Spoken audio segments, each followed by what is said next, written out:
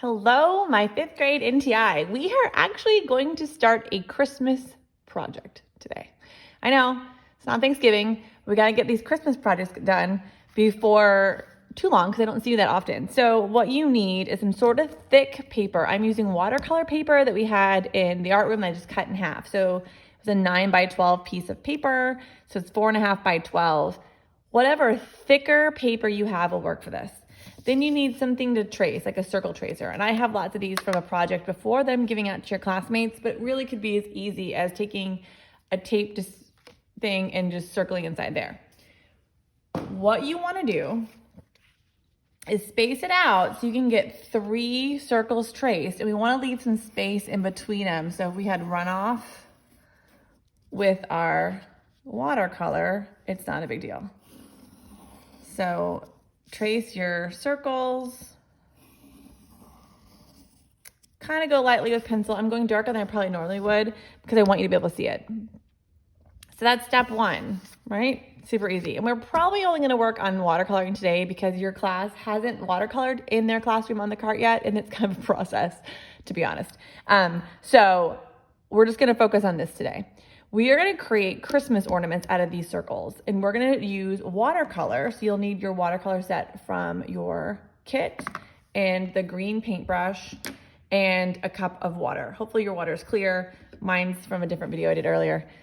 And then you need a pencil and your tracer, and you're all set. So we need to decide how to give the illusion of form. Form is one of our elements of art, and that's a 3-dimensional shape. Think of a sphere, a cube, a pyramid. So right now we have circles, and we want to give it that illusion of form. And the best way to do that is to use value, which is also element of art, something we're working a lot on this year. And value is the lightness and darkness of a color, and we're going to do that with our paints. We also can create value by giving the illusion of shadow and highlights. So if you think about a Christmas ornament, and sometimes the light shines on it and it has like a little highlight, and then they have shadows. What we want to do is go into each of our ornaments and kind of draw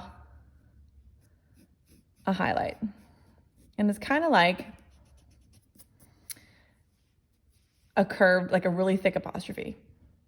We want to make sure we do all our highlights on the same side, and we're making these kind of oversized, and that's okay.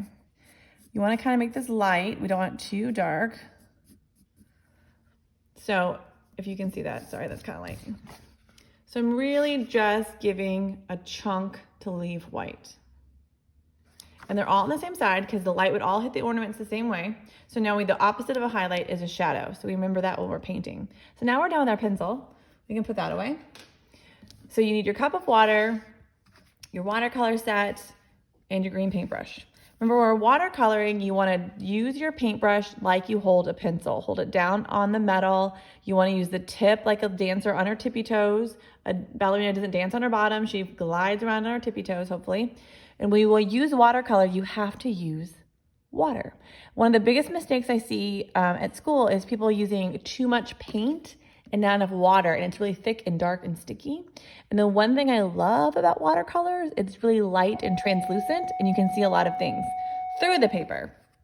You can also blend them well.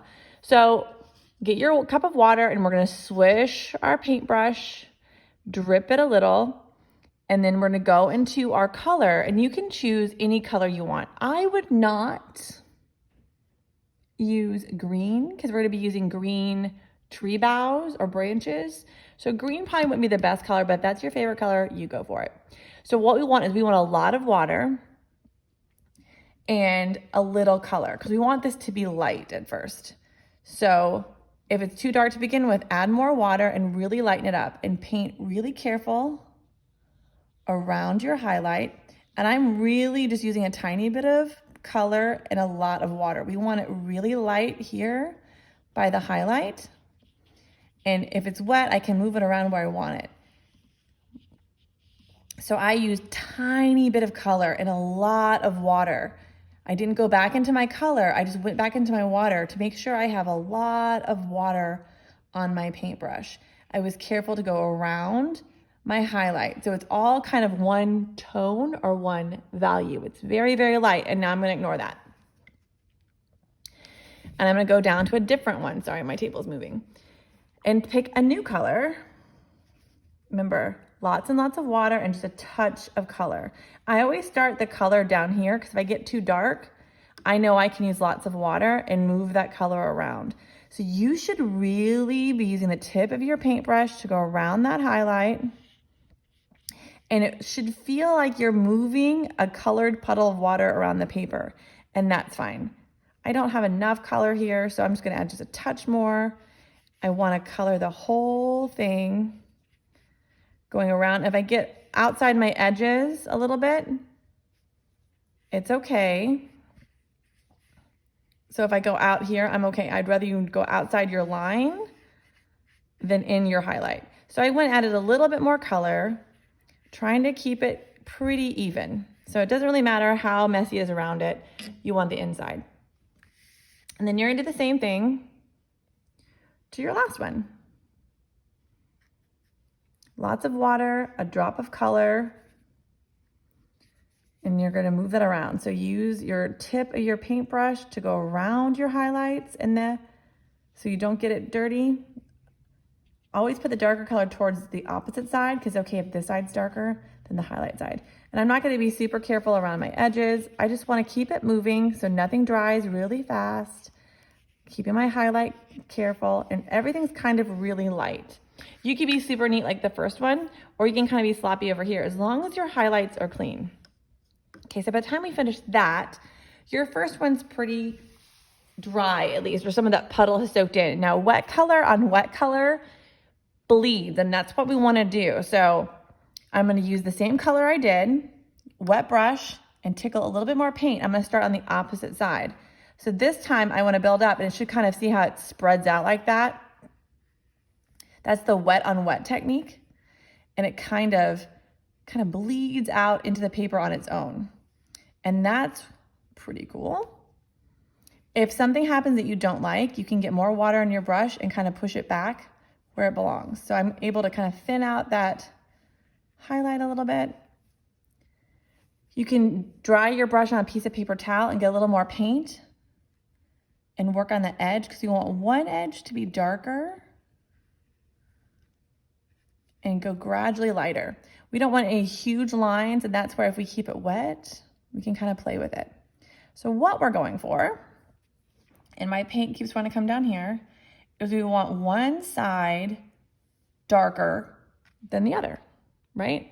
So you can play around, and if it leaks out onto the side like this, it's not a big deal because that pencil line is still there for us to gauge. So I'm just darkening up. I don't like how the paint's seeking up here, so I'm gonna use my paintbrush and just kind of move it down. So you are in charge. I know it might not feel like that, but you are in charge. All right. You can always soak up some paint on your paper towel and push it down to the dry paper too. So you should see sort of dark to light going on. And if you're not happy with it yet, don't worry, we can keep going later. It just needs to dry, it's too wet right now.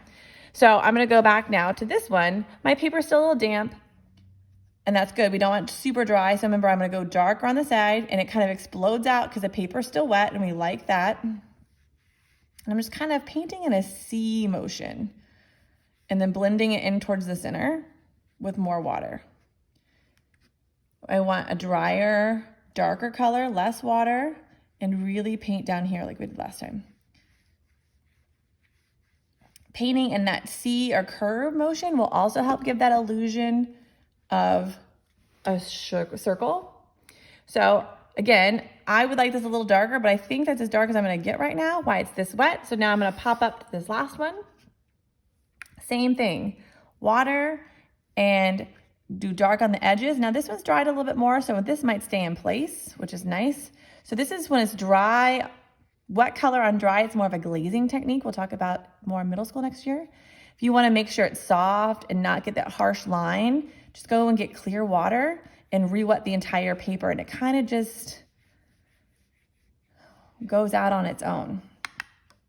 Remember, you can soak up some on your brush. It's kind of fun moving color around, I won't lie. That's kind of my favorite thing about watercolor. So you can tap in some color. We're still using that C motion. I've gone out of my lines a little bit. I'm not too worried about that. So you're gonna keep tapping until you like that look. I don't love how dark it is right here, so I'm gonna take my brush and kind of push it back and off into the dry. See, you can really play around with this. It's so fun. All right, so I'm gonna let this dry a little bit and then come back and we can see what else we were gonna do with it. Talk to you in a minute. Okay, mine is still not dry, but I wanna keep going. So what I did is, you might not have a super skinny Sharpie at home, or if you do, great. This is the really, really skinny kind. Or I just took a ballpoint pen and I outlined my highlight. Now my paper is still slightly wet, so my ink pen might get wonky. If it dries and you can't tell the difference between your highlights and your shadows, go back in and paint another layer of darker color on the edges. Now, I tried to blow dry mine to make it go faster and it didn't work so well, so I'm gonna be patient and let it go. What I'm looking for is you outline your highlight. Don't worry about outlining your actual ornament because we're cutting it out. I should see lighter colors at the top going darker towards the bottom. It doesn't have to be super perfect. Like my pink needs a little work, but I really like how the blue looks. You can definitely give that illusion of form. So I want to see a lighter color and a darker towards the bottom. And if you have to let it dry in between and cut back and play with it, that's fine. Just do your best. So the highlights, I might have made my highlights a little too big. You decide what's too big or too small for yours. This one's definitely kind of wonky, but a little bit or a lot, up to you. Highlight, you should have the lightest point near your highlight, going darker. Once you're done with this and you're happy with it and you've outlined your little highlight, just leave it together. Don't worry about cutting it out because I don't want you to lose pieces. Just let it dry somewhere, leave it alone. Take a picture of this step and upload it to this classroom assignment. That way I can catch if you need to add more color somewhere or not. So any questions, let me know. I'm available email or on Zoom on Fridays. And have fun painting your ornaments. I'll talk to you later, guys.